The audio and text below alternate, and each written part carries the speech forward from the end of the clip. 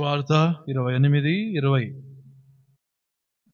మత్తయి సువార్త 28:20.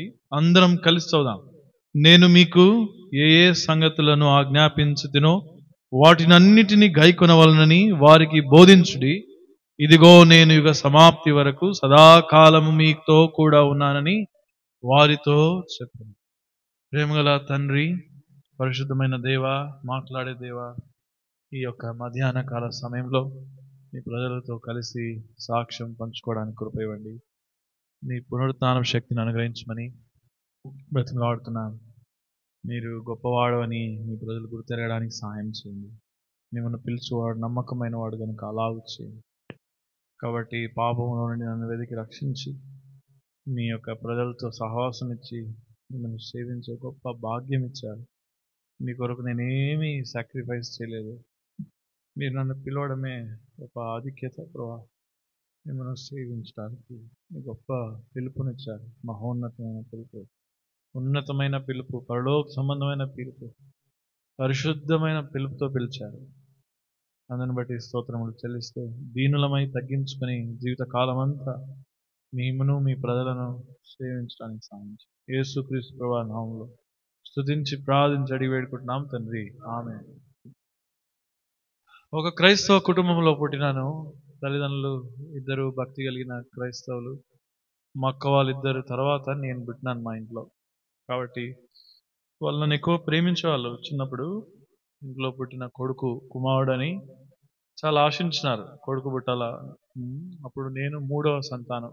అక్క వాళ్ళ తర్వాత నేను 2006లో తిరిగి జన్మించినాను. రక్షణ మారు మనసు. 2010లో చదువుకునేటప్పుడు 10వ తరగతి అయిపోయిన తర్వాత నీటి బాప్తిస్మంలో సాక్ష్యం ఇచ్చాను.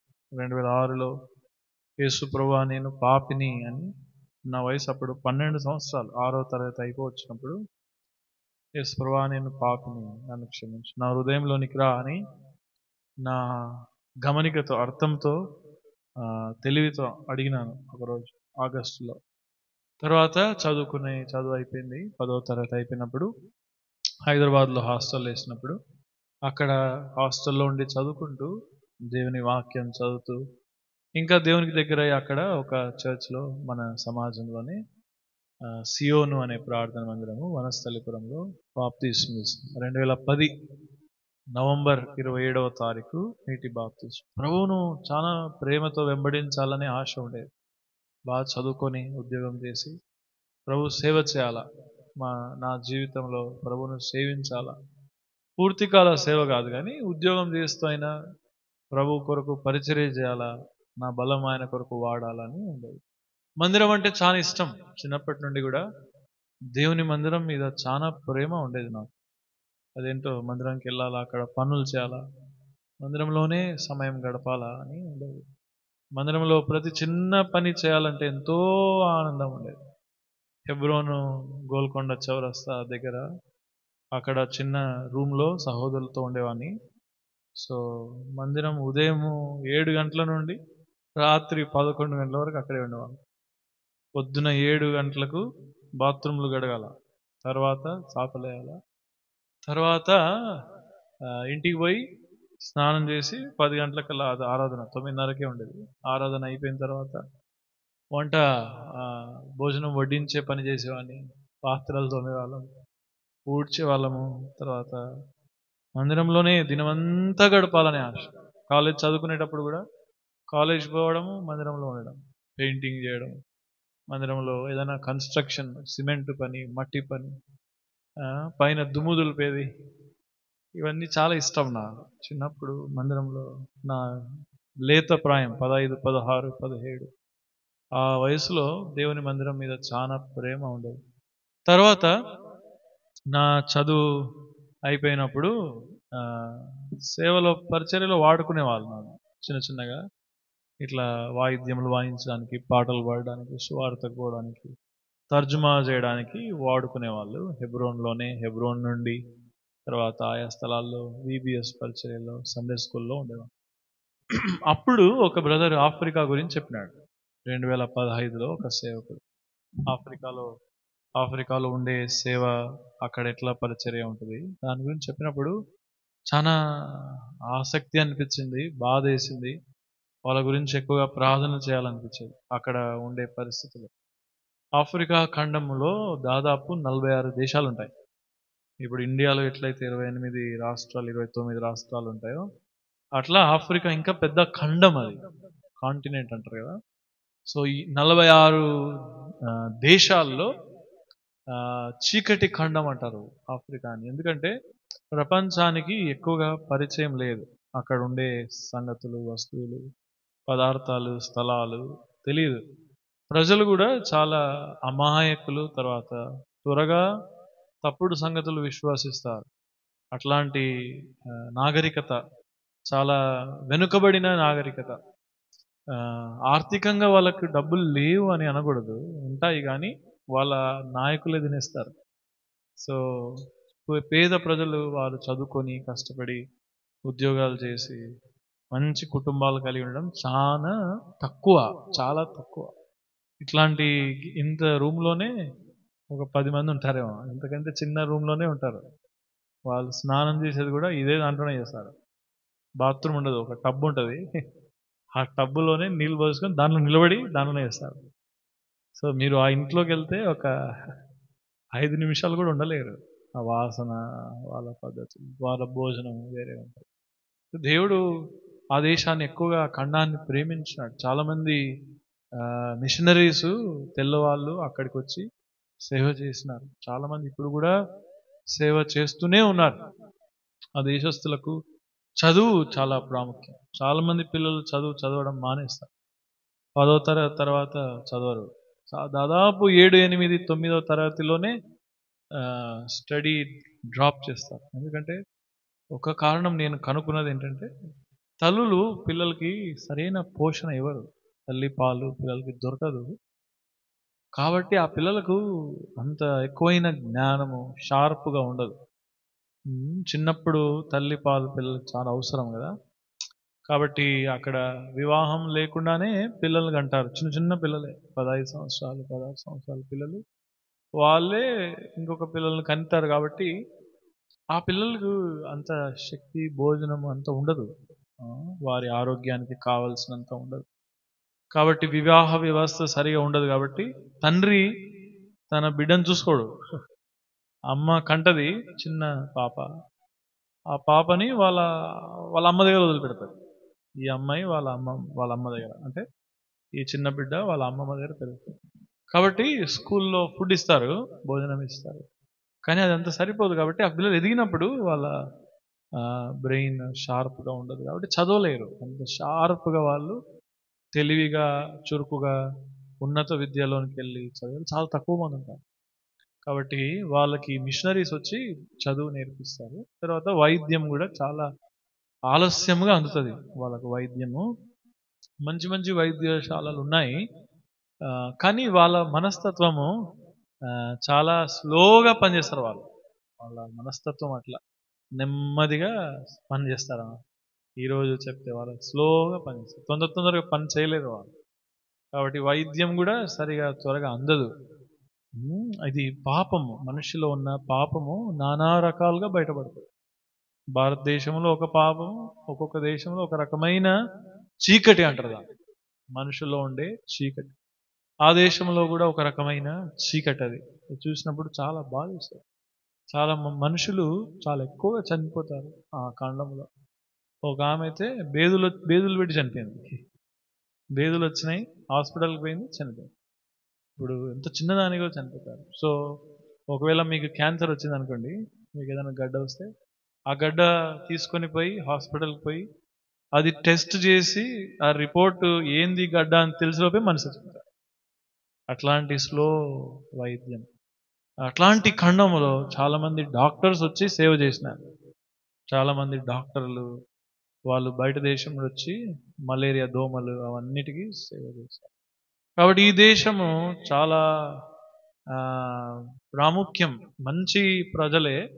ఆ దేశంలో ఏం దొరుకుతాయి తెలుసా? వజ్రాలు దొరుకుతాయి. నేనుండే దేశము పేరు బోట్స్వానా. అక్కడ వజ్రాలు గనులు ఉంటాయి, వజ్రాల గనులు. సో ఈ తెల్లవాళ్ళు పరిపాలన చేసినప్పుడు ఆ తెల్లవాళ్ళకి దొరకలేదు అవి. వజ్రాల గనులు. వాళ్ళు తెల్ల వాళ్ళు ఇడిచిపెట్టి వెళ్ళిపోయినాక దొరికినాయి. ఈ నల్ల వాళ్ళకి దొరికినాయి. వాళ్ళ దేశంలో వజ్రము మైన్స్ ఉన్నాయని దాన్ని తీసుకొని ఆ మైన్స్లో పని చేస్తూ ఆ వజ్రాలు బయట దేశాలకు అమ్ముతారు. అమ్మి వాళ్ళకు ఎకనామీ డబ్బు వస్తుంది. తర్వాత ఆ దేశంలో ఈ బీఫ్ మాంసం ఎక్కువగా ఎక్స్పోర్ట్ చేస్తారు. ఆ దేశం నుండి వేరే దేశానికి పంపుతారు అన్నమాట. అది వాళ్ళ రాబడి. ఇంకా మనం ఆ ఊర్లో వెళ్ళినప్పుడు అంతా ఎడారి కనిపిస్తుంది. ఎడారి అంటే ఎక్కువ పంటలు కనపడవు. కొన్ని చూసినా నేను తిరిగిన ప్రాంతాల్లో ఇసుక ఎక్కువగా ఎడారిలో ఉంటట్లుగా ఉంటుంది. కాబట్టి ఆ దేశంలో దేవుడు సేవ విషయమై మాట్లాడినప్పుడు మేము ప్రార్థన చేసేవాళ్ళం. 2015-16 అప్పుడు చాలా భారంగా ఉండేది. చాలా మంది పిల్లల గురించి ప్రార్థన చేసినప్పుడు. తర్వాత 2017లో ప్రభు నన్ను సేవకు పిలిచినప్పుడు నేను ఎందుకులే సేవకు పోయి మళ్ళీ కష్టాలు పడడం, ఉద్యోగం ఉంటే బాగుంటుంది అనుకున్నాను. మా నాన్న కూడా అట్లే అన్నాడు, ఉద్యోగం చేస్తూ సేవ చేస్తే చాలా మంచిది, నీ జీతంతో నువ్వు నిలబడి సేవ చేయొచ్చు. కానీ ప్రభు ఏమో వారు సమస్తమును విడిచిపెట్టి ఆయనను వెంబడించిరి అనే మాట ఎక్కువగా మాట్లాడేవాడు. విడిచిపెట్టి రా అనేవాడు. నాకేమో చాలా భయం వేస్తుంది. అట్లా 2017, 18, 19, 20 వరకు కూడా నేను ఆలస్యం చేస్తూనే ఉన్నాను. ఉద్యోగం చేస్తూ చేస్తలే ప్రభా, ఎందుకు వదిలిపెట్టి రావాలా అన్నప్పుడు ప్రభు లేదు విడిచిపెట్టి రా అని చెప్పేవాడు. వారు నీవు నీ దేవుడైన యెహోవా ప్రభువును మ్రొక్కి ఆయనను మాత్రమే సేవించాలా అని ఉంటుంది. మత్తయి సువార్త 4వ అధ్యాయం. నీవు దేవుడైన యెహోవాను మొక్కి ఆయనను మాత్రమే సేవించాలి. ఇంకా చాలా వచనాల ద్వారా ప్రభు నన్ను చాలా ఒప్పించినాడు. ప్రభును సేవించాలి, అన్నీ విడిచిపెట్టి సేవ చేయాలని వెంబడించినప్పుడు చివరికి ఇంకా ఒకసారి కారులో పోతుంటే కారు నా ముందు ఒక బైక్ అని తగిలింది, గట్టిగా తగిలింది.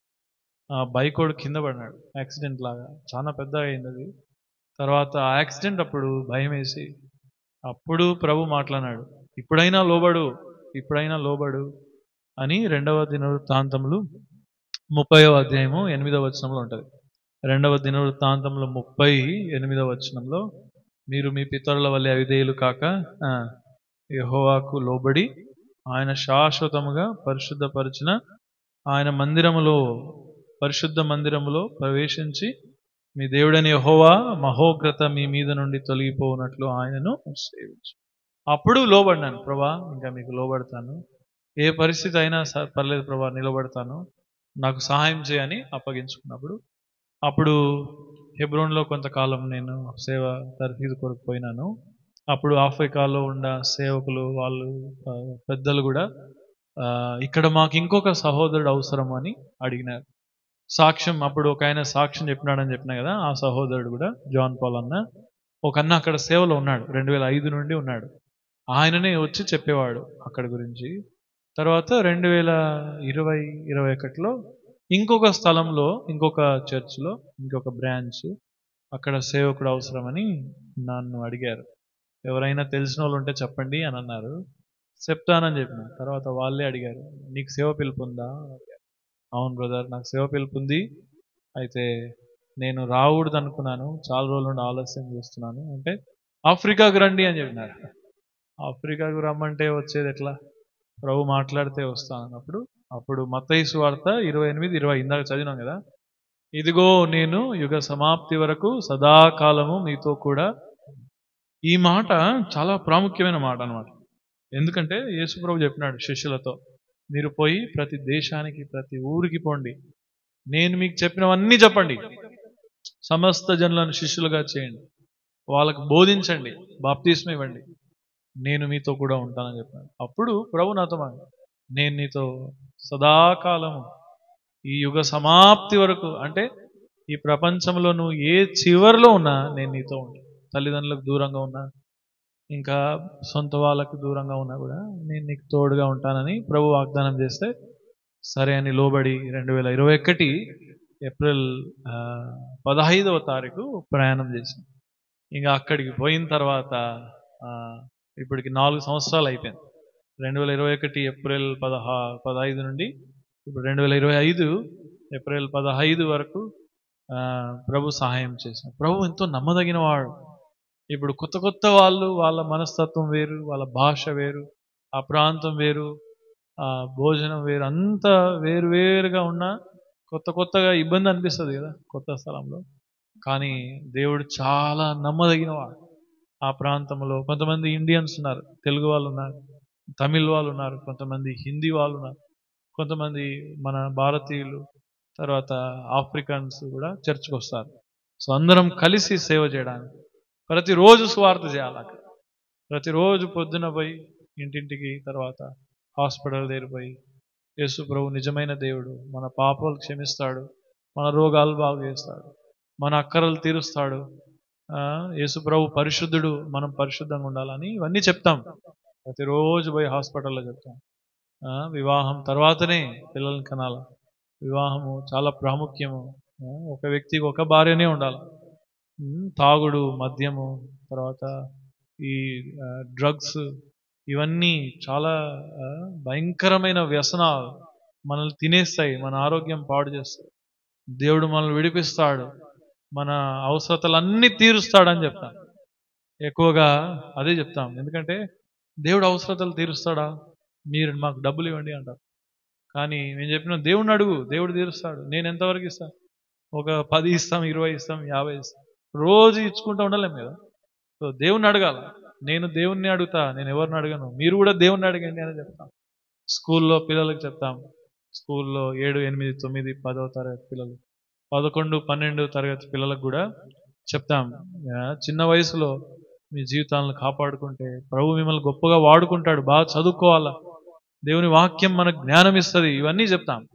అట్లా కొంతమంది రక్షించబడి, కొంతమంది సేవలో, కొంతమంది పరిచర్యలో హెల్ప్ చేస్తున్నారు. పిల్లలే, చిన్న చిన్న పిల్లలు పెద్దగా అయిపోయి మాకు తర్జుమా చేస్తారు, వ్యాన్ నడుపుతారు, తర్వాత సండే స్కూల్ పిల్లలు, ఇవన్నీ చేస్తారు అన్నమాట. ఇంకా వాళ్ళు కొంతమంది బాప్తీసం తీసుకున్నారు, ఇంకా చాలా మంది బాప్తీసం కోరుకున్నారు. ఇంకా కొంతకాలం అయితే వాళ్ళు సేవ చేయాలా, వాక్యం చెప్పాలా ఆ దేశస్తుల మధ్యలో. సో అప్పుడప్పుడు వాళ్ళ ఇంటి దగ్గరికి పోతాం సువార్త చెప్పడానికి. జైల్లో కూడా ఉంటారు, చాలా మంది ఉంటారు యవనస్తులు, చిన్న చిన్న వయసు వాళ్ళు ఉంటారు. ఒక జైల్లో నేను అడిగినాను, దీంట్లో ఉన్న చిన్నోడు వాని వయసు ఎంత అంటే 16 సంవత్సరాలు వాడు ఉన్నాడు సార్. 16 సంవత్సరాల నుండి వాళ్ళు చంపడం వరకు పోతారు. ఒక్కొక్కడు ఇద్దరిని చంపింటాడు, ఒక్కొక్కడు రేపు చేసింటాడు, దొంగతనాలు చేసింటాడు. సో వీళ్ళందరినీ జైల్లో వాళ్ళని పట్టుకొని దేవుని వాక్యం చెప్పి వాళ్ళు మార్చబడటం, వాళ్ళు జైల్లోనే బాప్తీసం తీసుకోవటం. తర్వాత ఈ అనాథాశ్రయాలు చాలా ఎక్కువగా ఉంటాయి అక్కడికి. సో కోత చాలా విస్తారంగా ఉంది. దినమంతా తిరిగినా కూడా పని ఉంది, వారమంతా తిరిగినా కూడా ఇంకా చాలా మంది ఉంటారు పని చేయాల్సి, వాళ్ళని కలుసుకోవాల్సిన వాళ్ళు. కాబట్టి బోట్స్వానా అనే దేశం, ఆఫ్రికా దేశం కొరకు ప్రార్థన చేయండి. నేనుండే దేశం పేరు బోట్స్వానా. నేనుండే ఊరు పేరు గ్యాబురోన్. 27 లక్షల మందే ఆ దేశం అంతా జనాభా, 20 లక్షలే, 25 అనుకుంటా. సో ఆ దేశంలో అందరూ క్రైస్తవులమే అంటారు, కానీ అందరూ పాపం చేస్తారు. అందరూ క్రైస్తవులే, అందరూ తాగుడు, అందరూ ఈ డ్రగ్స్, తర్వాత వ్యభిచారం, ఇట్లాంటి పాపంలో ఉంటారు. కాబట్టి యేసు ప్రభువుని నిజంగా వెంబడించాలి, పేరుకు కాదు. నిజంగా వెంబడించి ఆయన కొరకు పరిశుద్ధంగా ఉండాలి, పాపం మానాల, సేవ చేయాల. అది మా ప్రార్థన. కొద్ది సాక్ష్యము పంచుకోమన్నారు. తర్వాత ఒంటరిగా ఉన్నా, నేను ఒంటరిగా వెళ్ళాను. తర్వాత వివాహం కొరకు ప్రార్థన చేశాను చాలా కాలం. ఎవరు ఉన్నారు వివాహము కొరకు అని ఎవరితో నేను చెప్పలేదు. నాకు ఇట్లా పెళ్లి కావాలి, చేయండి, ఎవరైనా చూడండి అని ప్రభుకే చెప్పుకున్నా, దేవునికే చెప్పాను. ప్రభువా, నన్ను పంపినవాడవు నీవే, కాబట్టి నా వివాహం కొరకు నీవే ఏర్పాటు చేయమని ప్రభుకి చెప్పినాను.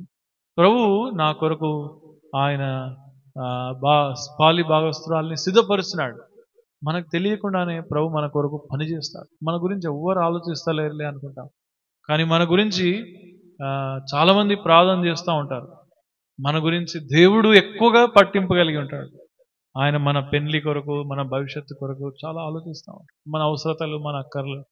అదే చెప్తా నేను సేవకు వచ్చిన తర్వాత. నేను ఎంత భయపడినానో వాటన్నిటినీ గురించి ఇప్పుడు బాధపడతాను. ఎందుకంటే దేవుడు ఎప్పుడు విడిచిపెట్టలేదు, ఏం భయపడాల్సిన అవసరం లేదు.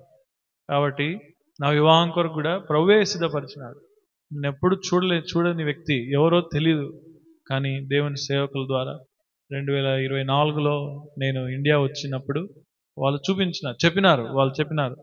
ఫలానా సహోదరి ఫలానా సహోదరి సేవ కొరకు తీర్మానం చేసుకున్నారు.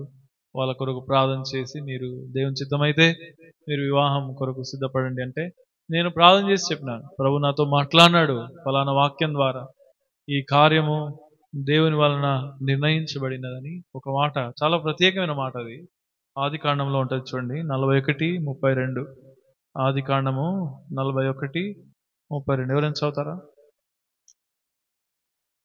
కాబట్టి చదండి. ఈ కార్యము దేవుని వలన నిర్ణయింపబడి ఉన్నది.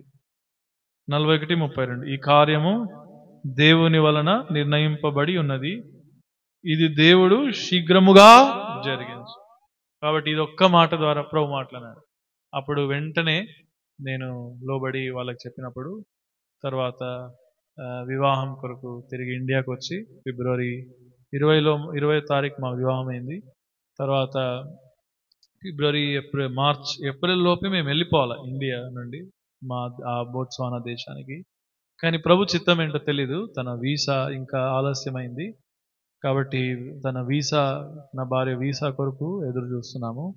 వీసా వస్తే ఇద్దరం కలిసి వెళ్ళి అక్కడ సేవ చేయడానికి, ఆ ప్రాంతంలో దేవుని ప్రజలు అనేకులు రక్షణ కొరకు, దేవుని వెంబడించడానికి కొరకు సేవ చేసి వారి కొరకు అప్పగించుకోవాలి అని ఆశ ఎంతో ఉంది. కాబట్టి మా కొరకు, కుటుంబం కొరకు ప్రార్థించాం. ప్రభు ఈ సాక్ష్యం